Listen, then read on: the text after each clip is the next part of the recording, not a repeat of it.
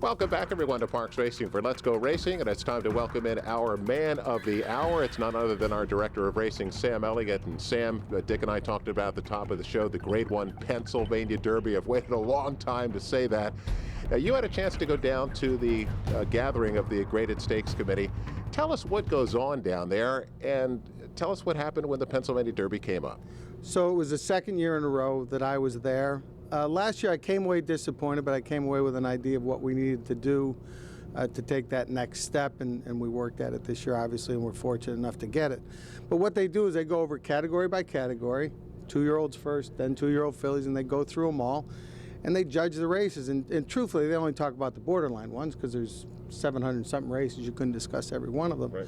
And then if there's ones that are in trouble, they vote to downgrade, and ones that they think need to go up, they vote to upgrade. And there's less of a threshold to downgrade. It only has to be 6-5. It has to be 8-3. There's 11 members to go up. So to go up it takes something. But the only thing I'd say is these guys take it incredibly seriously. These are breeders, racing secretaries. They don't take this lightly at all, and when you get moved up, it's because you're supposed to get moved up. And it was a unanimous vote, 11-0.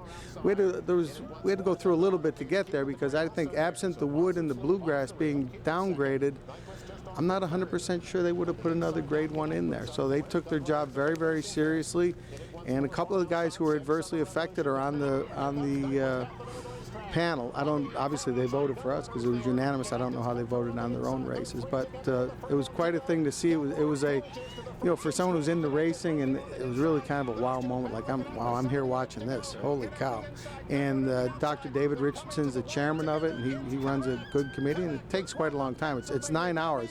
I wouldn't suggest it for anybody unless you have insomnia or something, because it's pretty dry stuff, but it was interesting to see being a racing person. Sam, it's a great moment in the history of the racetrack here. Tell everybody exactly what all this means. Well, I think what it really means is now you're going to, the Grade 2, the $1 million is nice. Could have been $2 million.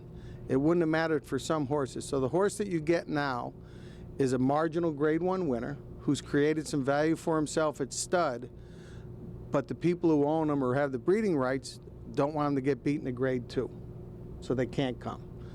Getting beaten at Grade 1 is a wholly different matter. So now you get the marginal Grade 1 winner, which sounds kind of like a weak thing, but that's what matters, Grade 1 winners. And a Grade 1 winner is still a Grade 1 winner, but you're gonna get the best of the best of the best. And that's for the fans here. I think it's going to be great. For our horsemen here, it's going to be great. I mean, look what we had this year. I think everyone enjoyed that week, having Songbird here, Nyquist here, even though he didn't run very well, an Exaggerator.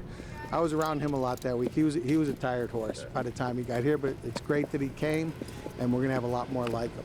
Sam, you mentioned the hundreds of races that the committee looked at. I mean, some more seriously than others. That your race was the only one in the country to get up to a Grade 1. What did that mean? Yeah, our race was the only one that went from a 2 to a 1. I think what it meant is we hit them with overwhelming evidence that they needed to do it. And it's nothing that I did. I mean, we had 30 years of history. I took a look back at the winners yesterday. It's a pretty solid roster of horses. So when I got here, Sal left, the cupboard wasn't bare when I arrived.